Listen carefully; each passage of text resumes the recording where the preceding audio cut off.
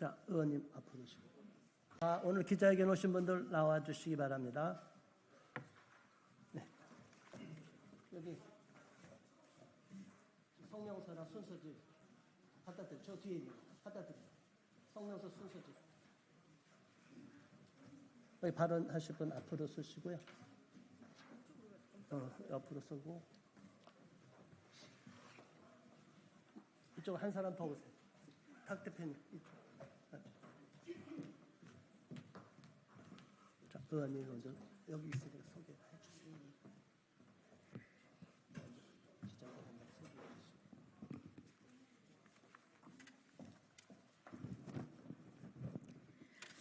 네, 기자분들 안녕하십니까? 네, 오늘 지금 그 기자회견을 하려는 분들을 소개를 하고자 합니다.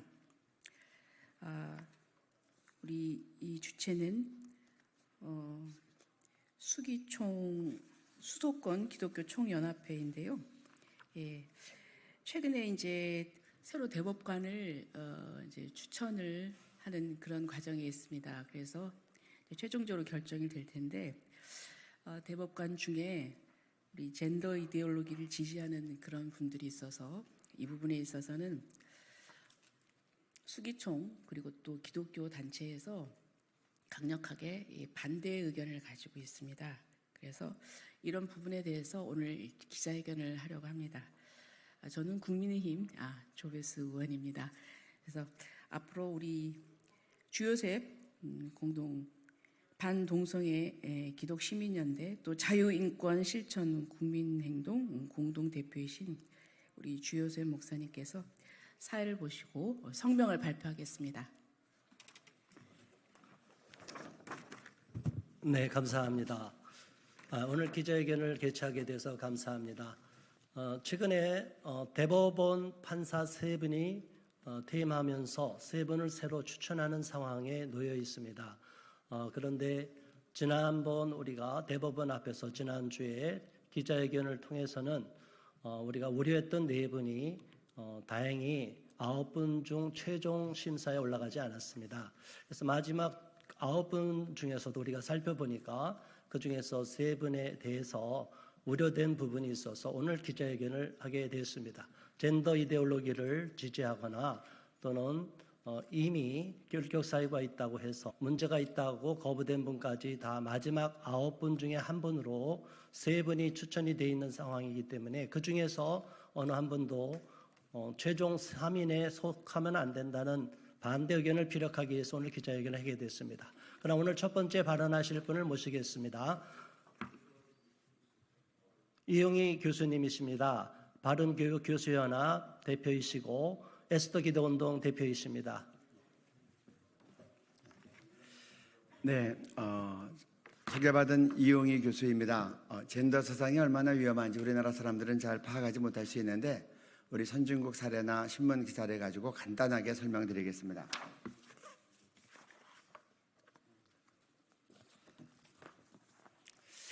많은 분들이 성평등 그러면 남성 여성 평등을 생각합니다. 그러나 실제로 요새 나오는 법률 안에 있는 성평등은 전혀 그렇지 않습니다. 성평등은 남성 여성 평등인 양성평등하고 성평등하고는 전혀 다르다. 이걸 말씀을 드립니다. 이 성평등은 사회적 성인 젠더를 얘기합니다. 우리가 얘기하는 남성 여성은 섹스 평등을 얘기하는 거고 우리나라 헌법 제36조 1항에 보면 우리의 혼인과 가족 생활은 개인의 존엄과 양성의 평등을 기초로 한다고 되어 있습니다. 우리나라 헌법은 양성평등을 얘기하는데 지금 양성평등이 아니라 성평등을 주장하는 많은 대법관들이 후보가 나왔기 때문에 저희가 우려하는 겁니다. 쉽게 말씀드립니다. 젠더가 뭐냐? 예를 들면 젠더는 넌젠더 그러면 나는 남성도 아니고 여성도 아니다. 희한한 말이죠. 사회적 성이기 때문에 자기가 원하면 성을 창조할 수 있어요. 수십 가지, 많게는 100개가 넘는 젠더가 지금 출현한 겁니다. 예를 들면 뉴트로이스 하면 나는 중성이다, 무성이다. 또 정말 재밌는 게 있는데 젠더 플루이드 그러면 성을 바꿀 수 있습니다. 아침에는 남성, 그리고 오후에는 여성. 실제로 이런 사례가 캘리포니아에서 벌어지고 있어요. 폴리젠더, 나는 여러 가지의 성을 가지고 있다. 데미젠더, 나는 절반은 남성이고 절반은 여성이다. 이런 좀 해괴한 논리를 펴고 있는데, 이런 것들을 허용했던 선진국이 어떤 나라가 어떤 상황이 됐는가? 서울신문 보겠습니다. 진짜 여자야? 수염난 성전환 선수 상대편 3명 부상시키고 승리. 이 해당 선수는 자신의 여성이라고 했지만 생물학적인 남성 성기를 가지고 있는 겁니다. 입으로만 여성을 선언한 거예요.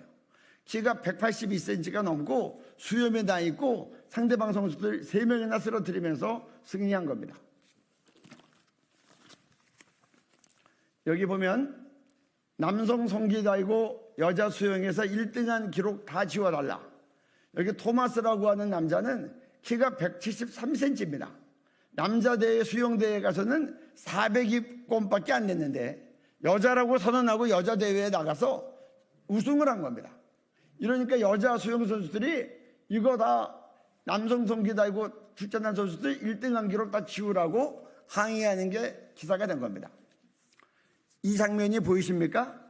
지금 격투기 하는데 해군 출신 남성이 트랜스젠더가 여성 격투기에 출전해서 상대방 여성 두개골이 파손되고 쓰러진 겁니다. 이 두 남녀가 보이십니까? 같은 사람입니다. 2017년 영국에서 성기 수술하지 않은 트랜스젠더가 여성 교도소에 여성이라고 들어가서 동료 여성 수감자 4명을 성폭행했습니다. 이것으로 끝나지 않았습니다. 또 여러 명을 임신시킨 겁니다. 이게 유명한 LA 한인 여탕에 들어간 사건입니다. 2021년 6월 미국 남자가 우리나라 여탕에 뛰어들어가서 그렇게 성기를 단체 돌아다녀서 큰 화제가 됐습니다. 근데 직원이 어떻게 제지를 못했어요. 제지하면 차별금지법에 걸리는 겁니다. 그 젠더 사상이 얼마나 어처구니 없는지를 보여줍니다. 이런 일이 지난 1월 25일 날 또 생겼어요. 트랜스젠더 남탕에 여탕에 들어가니까 지금 우리나라 캘리포니아에 있는 주민들이 이제 타주를 이사가고 지금 이게 미주 한국일보에 실린 겁니다. 보실까요? 미국 버지니아 고등학교 화장실에서는 트랜스젠더가 남성 성기 있는 여자라는 자가 들어가서 여자 성폭행해서 그 고3 딸을 둔 학부모가 학교를 소송을 걸었습니다. 핀란드는 이런 트랜스젠더를 인정해 주니까 어떤 논란이 생겼냐? 뭐 너무나 수시로 남성 여성 바꾸니까 핀란드법에서 1년에 한 번 이상은 성전환을 못한다. 이런 법을 최근에 통과시킨 겁니다. 지금 우리나라에서 이 성기 전환 수술 안 하고도 성별 전정을 인정해 줄까 말까를 놓고 지금 검토하고 있다고 합니다. 지금 이거 허용하면 어떻게 되겠어요? 우리나라가 그러한 혼란이 있을 뿐이 아니라 마지막으로 생각해야 될 것은 우리나라는 남자들에게 국방의 의무가 있는데 군대 징집 연령대에는 여성으로 돌았다가 나이 들어서 징집기 끝나고 난 다음에 다시 남성으로 돌아오면 그때는 누가 국방의 의무를 감당하겠습니까? 언론들이 상황을 바르게 알고 바르게 보도해서 우리나라가 위험에 빠지지 않도록 젠더 사상 주장하는 대법관 되지 않도록 언론에서 잘 밝혀 주시기를 바랍니다. 감사합니다. 네, 감사합니다. 이어서 법무법인 라움 변호사시고 인권수호 변호사의 공동대표이신 김용준 변호사님 발언해 주시겠습니다.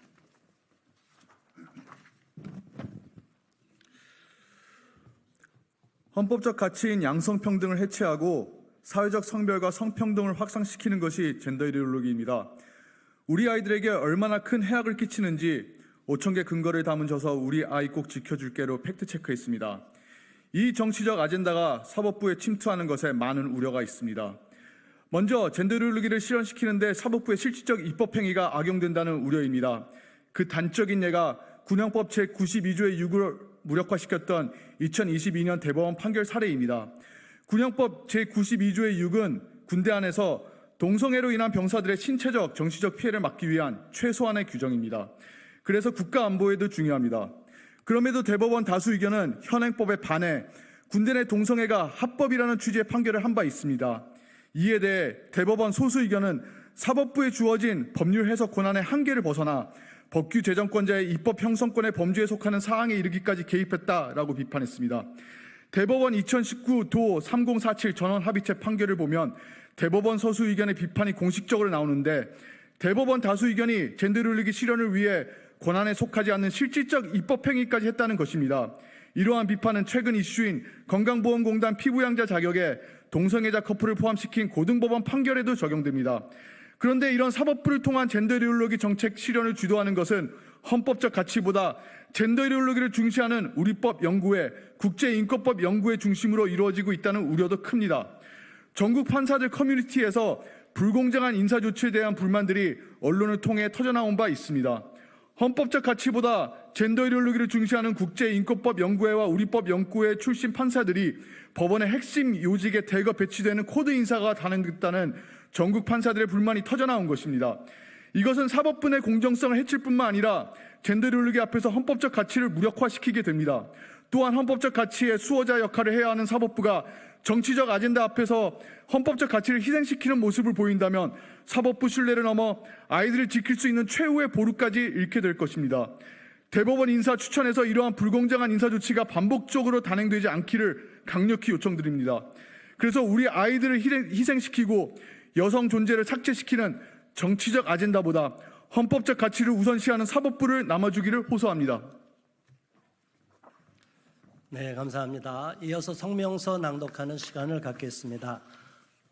전국 학부모단체연합 공동대표 타긴경 대표님이 먼저 앞부분 읽고 수도권 기독교 총연합회 사무총장 박종호 목사님께서 후반부를 읽겠습니다. 성명서 젠더 이데올로기 지지 이수경과 오영준 편향된 이념 이력 박순영의 대법관 추천 강력 반대한다. 대법원 대법관 후보 추천위원회가 지난 6월 13일 회의를 열고 1차 심사 대상자 55명 중 9명을 선정해서 조희대 대법원장에게 추천했다. 오는 8월 1일 퇴임하는 김선수, 이동원, 노정희 대법관의 후임 후보자로 9명이 모두 전현직 법관 출신이다. 조 대법원장은 9명의 후보자에 대해 오는 19일까지 법원 안팎의 의견을 수렴해 최종 후보자 3명을 윤석열 대통령에게 임명을 제청할 예정이다. 우리는 앞서 대법관 후보 추천위원회를 열기 하루 전날 지난 6월 12일 대법원 앞에서 기자회견을 열고 후임 대법관이 되어서는 안 되는 부적격 후보자 4명을 발표한 바 있다. 이균용, 심준복, 김종호, 정재호 후보자로 이들은 동성애와 동성혼을 옹호하는 판결을 내리거나 발언 혹은 논문을 쓴 이력을 가지고 있었다. 대법관 후보 추천위원회가 이들 4명의 후보자를 우선 걸러낸 것은 다행이다. 하지만 2차로 심사하게 될 9명의 후보자 중에도 여전히 문제가 되는 인물이 있어 우려하지 않을 수 없다. 먼저 이수견 특허법원 고등법원 판사 55세 사법연수원 26기는 대법원 젠더법 연구회장을 역임한 데 이어 현재도 한국젠더법학회의 부회장을 맡고 있다. 이 후보자는 생물학적 성별, 섹스가 아닌 사회적 성이라는 젠더 이념의 확산을 위해 법원 안팎에 왕성한 활동을 해오고 있다. 젠더 이념은 성소수자 권리만을 추구해 우리 사회를 큰 혼란에 빠뜨리고 있다. 이 후보자가 회장을 맡던 2002년 11월 대법원 젠더법 연구회 주최로 재판 속 젠더라는 재판 자료집 발간 기념 심포지엄이 열렸다. 이날 심포지엄에서는 성범죄 관련 재판뿐만 아니라 성소수자의 권리와 차별에 관한 검토, 성소수자 난민과 숨겨진 정체성의 문제 등 성소수자를 옹호하는 주제로 채워졌다. 이 후보자는 또 성인지 감수성에 대한 단상, 미투를 보며 기본권을 생각한다 등의 기고를 통해 현직 판사로서는 부적절한 매우 편향된 성인식을 드러내왔다. 이 후보자가 몸담고 있는 한국젠더법학회 또한 법제 영역에서의 성주류화와 젠더 법학의 발전을 위해 정기적인 학술 대회와 학술지 발간, 세미나, 소규모 연구 모임 등 활발한 활동을 하고 있다. 학회는 최근에도 젠더 이슈를 집중적으로 다룬 춘계 학술 대회를 열었다. 불과 지난달 열린 이 행사에서도 이 후보자는 인공지능과 관련한 젠더 편향과 딥페이크 문제를 발표하기도 했다. 이처럼 지극히 편향된 성인식을 법원 내외부에서 적극적으로 드러내온 이 후보자를 차기 대법관으로 추천해서는 안 될 일일 것이다. 다음으로 우려되는 후보자는 오영준 서울고등법원의 부장판사 55세 사법연수원 23기. 오 후보자는 우리 법 연구회 출신으로 지난 2022년 윤석열 정부의 첫 대법관 후보로도 거론된 바 있다. 우리 법 연구회는 진보 성향의 판사 모임으로 연구회 출신들이 지난 문재인 정부 때 주요 요직을 차지해 논란이 되면서 알려졌다.